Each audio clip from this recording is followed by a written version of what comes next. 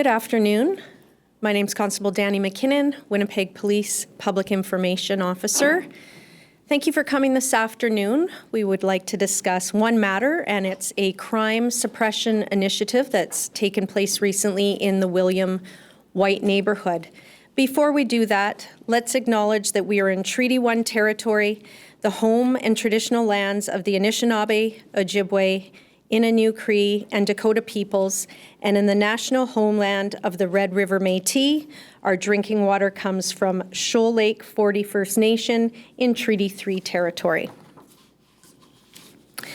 As well, just provide a content warning for anyone tuning in here. The matters discussed today involve violent crime, including the mention of homicide, firearms, drugs, and gang activity. In February 2025, the Whyte neighbourhood experienced higher crime volumes compared to the same time last year. And these incidents were notably more violent in nature. In February, police responded to 3 homicides, for instance, in a very small little area here. 2 homicides on February 15th in the 300 block of Alfred Avenue, and 1 short time after on February 27th in the 500 block of Magnus Avenue.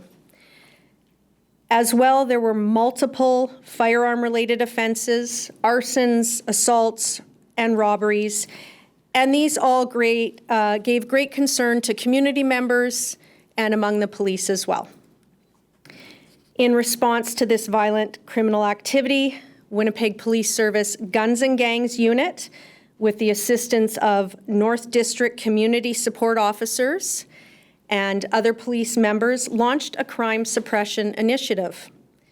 Between February 26th and March 9th, just this past week, the Guns and Gangs Unit maintained a visible presence to suppress crime, including gang-related activity that is known to be existing in Whyte neighbourhood. Proactive efforts included individual and traffic engagements, and those are more commonly known as a spot check or a traffic stop, for example. Outstanding arrest warrants were pursued, and bail enforcement conditions were monitored and enforced. Many of these offenders were linked to known criminal and gang organizations within the city.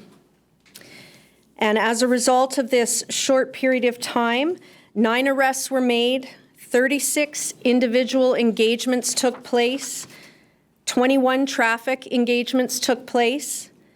A search warrant was executed in the 600 block of Manitoba related to firearms, and we've previously released on that matter as well as the homicides I mentioned. Several offenders were submitted for warrant who were breaching their court orders, and wanted person checks and CORU, which is the criminal organization high-risk offender unit, did further checks for bail enforcement. 25 people were checked on.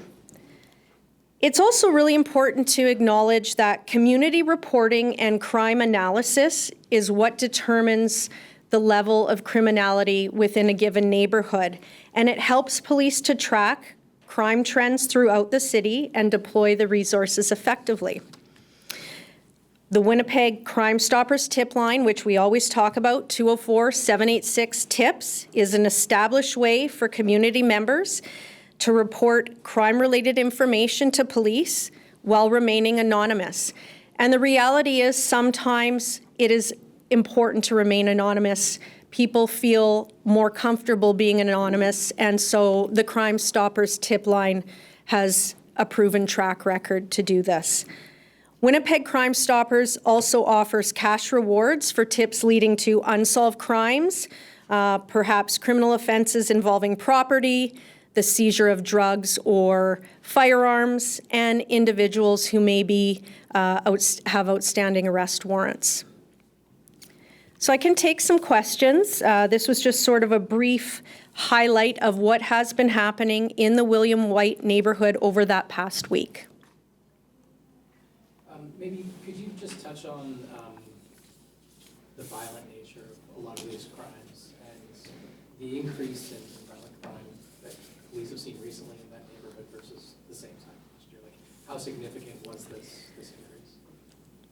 So in terms of actual stats and numbers, that I don't have as a graphic right in front of me, Chris, so we can look at that. We can even do a 5-year. But this particular month of February 2025, it became very apparent that some very serious incidents had happened in a very short period of time in a very small neighborhood. So when that happens and we hear from the community, media's talked to the community, it became apparent that, a unit that specializes in trafficking of guns, trafficking of firearms, as well as drugs, and gang criminal activity was a very good resource to have deployed. What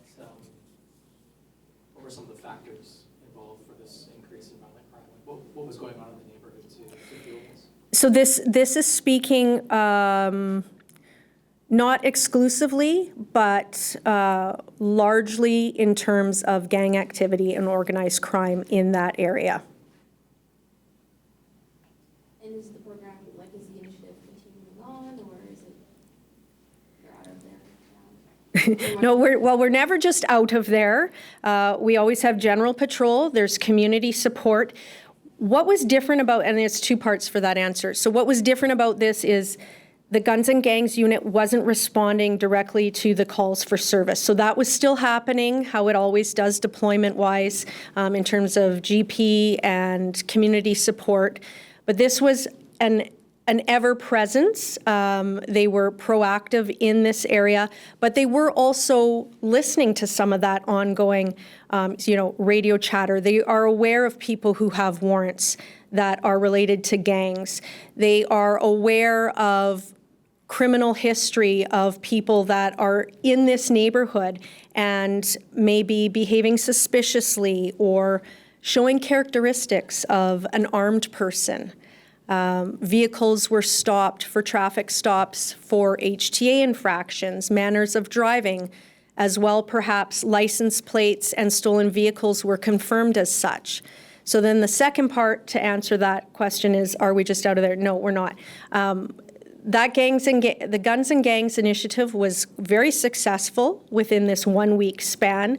And so whenever we have these type of initiatives, we talk about them, we review them, we get feedback from data analysis, we get feedback from the community and within the police organization. So that's certainly something that, we're always considering carrying on, extending, relocating. I just can't say at this moment. And do you see it maybe expanding? Yeah, that's for a little bit in the future. Again, we just have to have a collective moment. This just finished, so we'd like to move on from there and see. And there are some community members that wanted their own anonymous tip line.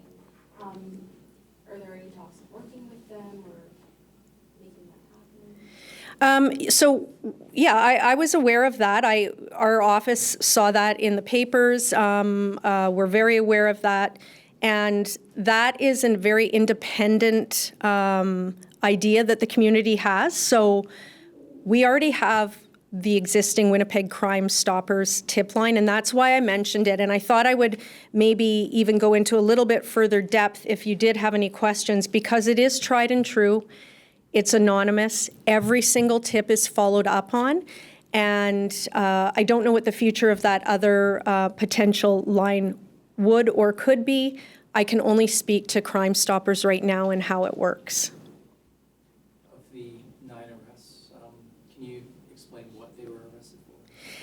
I can speak anecdotally. I don't have a list of all of the incidents. I wanted to just prepare this and get this up today, moving into the weekend. There's some firearms-related offenses. Of course, there's going to be some weapons. There was a number of breaches for court orders, and that was a big piece because many of these individuals that we dealt with are known to police, they're recognized, and they're part of a bail release program already. So that's very important, is to do the monitoring and then the enforcement on any breach conditions. So that, again, is a big part of it. Of those 9, do you know how many are in gangs? No. And they don't include the 8 that were cited by Inspector Hall prior to this 2-week period?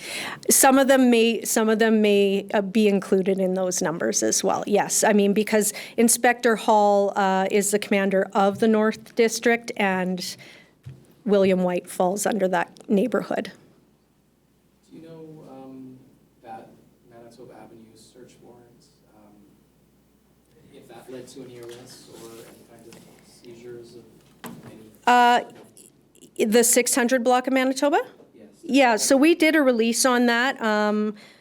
We did a release a week or so ago, I believe, and it resulted in the arrest of a 14-year-old. This was a situation where police were called to a shooting exchange from 2 groups. Not everyone has been identified. The investigation is still ongoing as far as I know. But a 14-year-old was injured, but he was also arrested and charged with firearm offences.